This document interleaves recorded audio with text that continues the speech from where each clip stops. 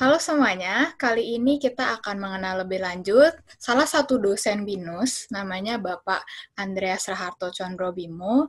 Nah, boleh diperkenalkan diri dulu sebelumnya, Pak? Oh ya, terima kasih Cindy. Oke, salam jumpa, salam kenal. Nama saya Andreas Raharto Condrobimo, dosen dari School of Information System. Kebetulan di rumpunnya rumpun Technopreneur, yaitu rumpun ganda, SIMene. Saya S1-nya bukan dari ilmu komputer, tapi dari ilmu komunikasi. Baru S2-nya di ilmu komputer. Jadi waktu menempuh S2 ya mengulang kayak anak SMA lagi gitu ya. Oke deh, Pak. Belajar dari nol lagi. Saya kira itu dulu ya. Jadi. Oke. Terus nih, kesibukan selama jadi dosen apa sih, Pak? Ya, dosen itu kan menjalankan, kalau di BINUS kan ada catur dharma ya. Ada riset, ada P2M, lalu ada pelatihan dan pengajaran. Jadi ya itu dijalanin terus, baik sebelum work from home maupun sekarang juga tetap dijalanin terus. Oke deh. Nah, kan tadi udah tuh tentang jadi dosennya. Nah, sekarang kesibukan lain selain jadi dosen ada nggak nih, Pak? Selain jadi dosen apa ya? Ya beberapa organisasi gitu ya. Ya, organisasi alumni lah. Ya, ya seperti itulah. Organisasi sosial. Organisasi sosial ya, Pak ya. Nah, terus nih, kalau misalnya dari Bapak sendiri nih, achievement apa sih yang Bapak udah dapetin selama Bapak bekerja di BINUS gitu? Waduh. Kayaknya nggak pernah achieve saya. Oh, oke. Apa ya? Apa tuh, Pak? Mungkin dari organisasi gitu, atau apa gitu, mengikuti seminar apa, atau segala macam hal yang didapetin. Nggak achieve sih, enggak ya. Cuman sharing-sharing aja sih. Sharing-sharing ya, Pak ya? Iya. Oke deh. Kemudian, ada tanggapan nggak sih dari Bapak mengenai pengajaran di BINUS sendiri? BINUS itu relatif sudah sustain ya. Jadi dari pengajarannya kan setahun sudah disiapin, materinya sudah pasti, pengukurannya sudah pasti. Sebenarnya kalau jadi mahasiswa BINUS enak banget gitu. Maksudnya belum masuk aja kita sudah tahu nanti yang mau diujikan apa. Karena sudah di BINUS Maya, bahkan di kurikulum itu sudah ada student outcome, learning outcome. Itu kan sudah terbaca ini arahnya kemana setiap mata kuliah. Jadi semuanya sudah tertata rapi gitu. Oke. Terus nih, ada saran nggak sih, Pak? Kayak misalnya, oh saya punya saran deh untuk mengembangkan materi di BINUS itu seperti apa gitu dari Bapak sendiri? Ya, tapi tidak hanya di BINUS ya, di semua bidang pendidikan ini kan engage sama industrinya tetap kurang gitu. Maksudnya tidak semua jurusan langsung align sama kebutuhan industri. Jadi mesti banyak mendengarkan, banyak FGD sama industri itu untuk mematangkan materi enrichment mungkin ya. Karena kalau kita ngomong materi kuliah setelah textbook itu selalu ketinggalan dengan yang ada di industri gitu. Jadi paling enggak diperbanyak enrichment dari industrinya sih. Termasuk riset untuk mahasiswa yang melibatkan industri juga. Oke, baik Pak. Berarti kayak kita lebih belajar dari industri juga ya Pak ya, secara langsung gitu ya. Oke deh, kalau dari Bapak sendiri nih, Bapak itu ngajar di prodi apa aja ya Pak ya? Untuk sekarang. Sekarang ya sistem informasi. Sistem informasi aja ya. Iya. Oke, kemudian kan kemarin itu kan kita ngajarnya itu secara reguler nih Pak. Terus kemudian di-online kan. Nah, menurut Bapak nih, gimana sih rasanya perbedaannya gitu antara dari ngajar reguler, terus kemudian di-online kan, terus kayak Bapak prefer kayak mana nih, gitu? Sebenarnya, kalau secara engage itu ya, enak kalau langsung ya, face to face ya. Kalau online itu, kan kehadiran mahasiswa kan susah di ini ya. Lalu susah ngontrol apa ya dari sisi feedback. Ya. Nah, susahnya di feedback apakah karena beda di kelas sama di rumah itu beda jauh motivasinya ya. Ya, betul. Lalu apa namanya godaannya juga lebih banyak di rumah dibandingkan di kampus. Jadi dari sisi tadi motivasi mahasiswanya menjadi kurang. Lalu di rumah biasanya saya pernah kuliah online itu sambil makan, sambil itu. Makan doang, kalau makan lalu nanya-nanya sih nggak apa-apa. Lalu apa namanya assignment dan sebagainya, diskusi dan sebagainya menjadi kurang, mungkin belum terbiasa ya. Karena kan ini baru, semua juga kaget kan. Lalu biasanya kalau kita di BINUS Maya juga lewat forum kan. Lalu kalau cuma lewat forum kan apa namanya TikTok-nya nggak bagus gitu, mesti pakai video conference gitu ya. Yeah. Jadi ketika kita tatap muka baru, cuman juga diem aja juga. Oh, oke. Lalu, jadi lebih pasif, kelemahan tatap muka itu begitu kita sharing materi, ada yang kita sharing itu banyak yang lag. Oke, baik deh Pak. Kemudian nih, kalau dari Bapak sendiri, berarti lebih prefernya ke yang reguler ya Pak ya? Iya. Oke. Terus nih, untuk sekarang nih kan, kata Bapak berarti minatnya anak-anak untuk belajar jadi menurun karena sekarang jadi Vkon, kemudian fokusnya jadi kurang. Kira-kira Bapak ada pesan nggak sih untuk mereka gitu loh menghadapi pengajaran yang kayak sekarang ini nih? Ya mesti dibombardir lewat sosial media mereka. Oke deh. Kalau enggak hilang. Ya meskipun kita tetap aktif apa namanya di forumnya BINUS Maya, lalu di penugasan lewat, biasanya saya ada yang lewat tim dan sebagainya, cuman tetap aja di sosial media mesti diingatkan terus. Baik Pak. Kemudian ada kesulitan-kesulitan yang Bapak temui nggak gitu dari pengajaran yang sekarang? Nah, karena kadang-kadang penugasan ini perlu align sama yang terjadi di dunia nyata kan. Nah, padahal sekarang kan hampir semua di Jakarta dan sekitarnya kan ada pembatasan skala besar itu kan, berarti nggak bisa ketemu orang kan, nggak bisa dapat feedbacknya kan juga lewat sosial media juga. Atau kalau ada yang kenalan lah, kan mahasiswa jaringannya dengan industri juga kurang ya. Iya.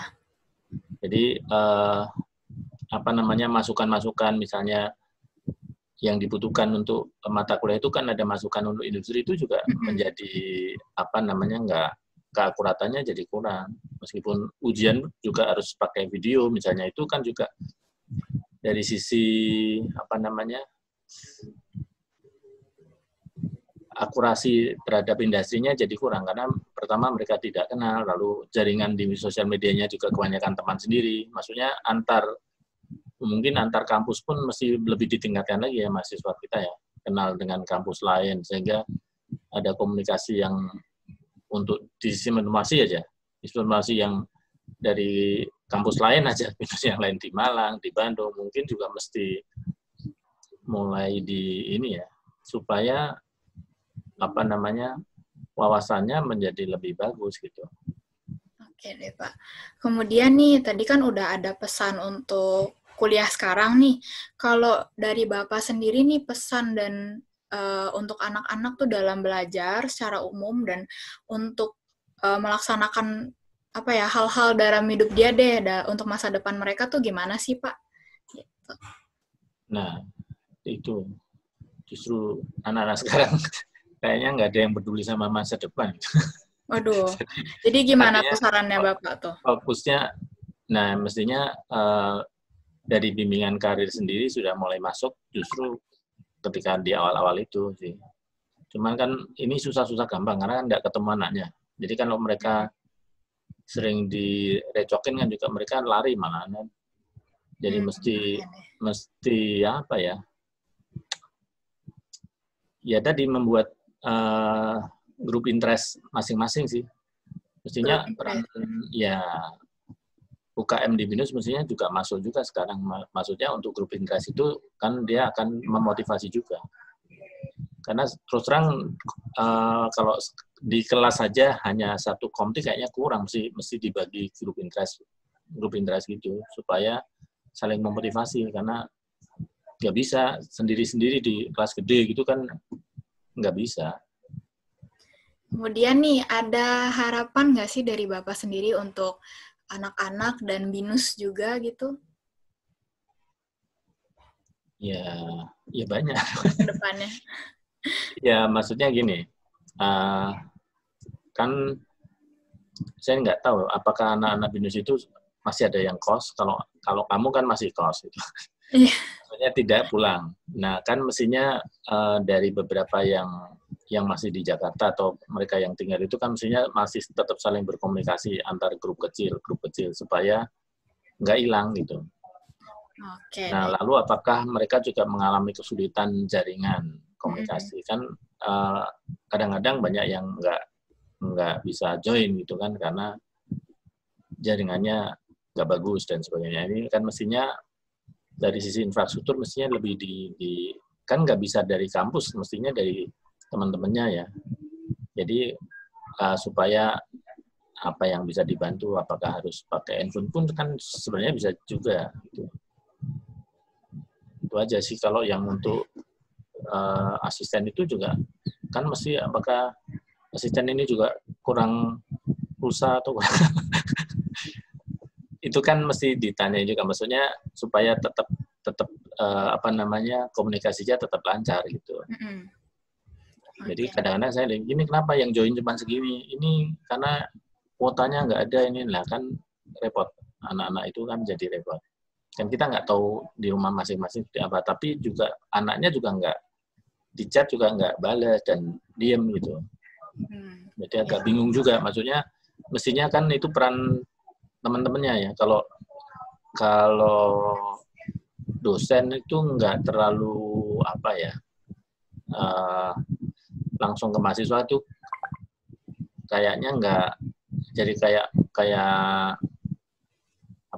menggurui gitu. Maksudnya kan harusnya peran teman-teman ini untuk saling mendukung yang lain gitu. Kalau saya biasanya sih komtinya saya chatting, ini teman-teman diingatkan, ini diingatkan, itu diingatkan supaya tidak terlalu ini sih.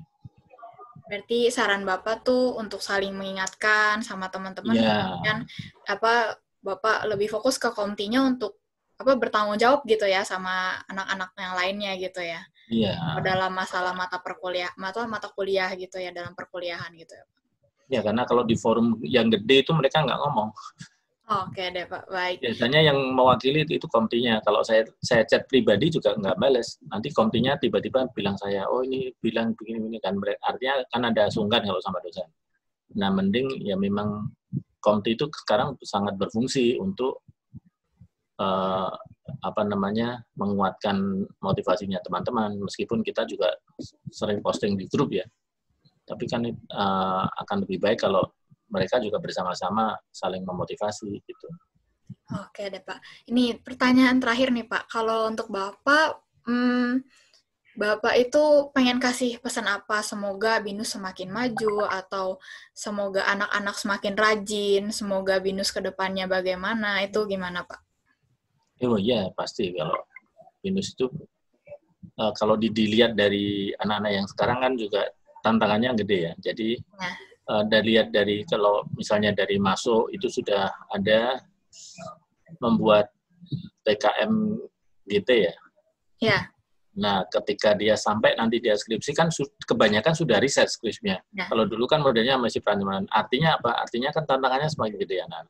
Lalu targetnya kan juga semakin gede. Dari skripsi itu bisa dijadikan publikasi kan. Sudah ada target. Artinya BINUS itu kan akan semakin maju. Oke, berarti BINUS semakin maju ya Pak? Ya, pasti dari situ aja sudah kelihatan. Ini kedepannya pasti anaknya lebih bagus, BINUSnya pasti jadi lebih bagus. Karena basis dari BINUS kan mahasiswa, bukan dosennya. Dosen kan fasilitator. Kalau mahasiswanya dosen kan hanya memotivasi supaya mahasiswanya lebih bagus gitu. Oke. Ada lagi Pak yang mau ditambahkan mungkin dari Bapak sendiri? Yang lain udah bagus sih. Sudah ya. Dari sisi, ya, dan industri kan juga ke BINUS kan juga bagus sih relasinya. Bahkan pemerintah sendiri kan cukup percaya sama BINUS, terutama yang online ini kan justru dibebankan pemerintah minta tolong BINUS untuk mengembangkan online. Dan dengan adanya sekarang kan BINUS tetap eksis. Yang lain kan yang justru yang sudah tua-tua itu kan juga tidak terlalu siap, karena kan infrastrukturnya tidak disiapkan sejak awal. Kalau BINUS kan dari sisi teknologi kan paling bagus. Oke. Itu aja sih. Jadi kalau dari sisi kedepannya saya kira BINUS sudah sangat siap. Oke, baik deh Pak. Kalau begitu itu aja sih yang mau aku wawancara hari ini. Terima kasih ya Pak atas waktunya ya. Mari, sama-sama. Terima kasih. Terima kasih Pak.